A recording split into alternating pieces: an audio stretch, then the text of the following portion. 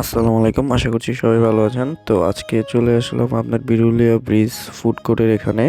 তো আমার ফারেজ মামা আমাকে জোর করে ধরে নিয়ে এসেছে এখানে বিরুলিয়া ফুড কোর্টে। তো যাই হোক আমিও চলে আসলাম, আমারও প্রচুর পরিমাণে লেগেছে ক্ষুধা।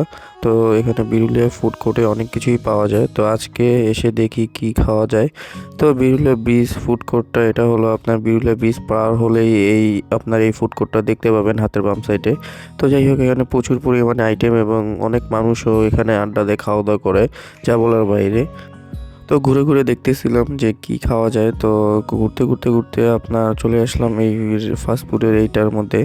আর অন্য জায়গার যে রেস্টুরেন্টের যে ফাস্টফুডটা মিট বক্সটা নাকি আর কি খাওয়া যায়, তো সেটা বন্ধ ছিল।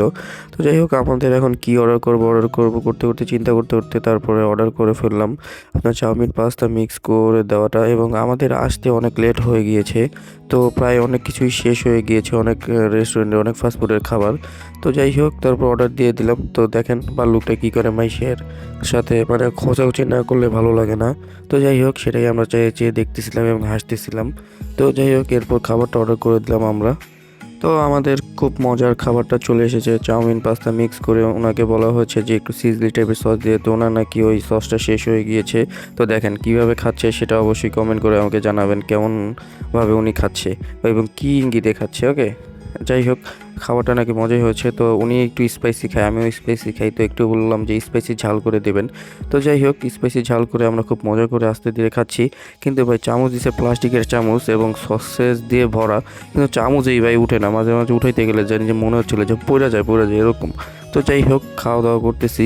তো এদিকে ভাবলাম যে মামা নাকি সাপ খাওয়াবে, তো সে সাপটা অর্ডার দিয়েছে নাকি। তো বসার পরে খাওয়া দাওয়া শেষ করার পরে বলতেছে যে সাপটা নাকি অর্ডার দেয় নাই।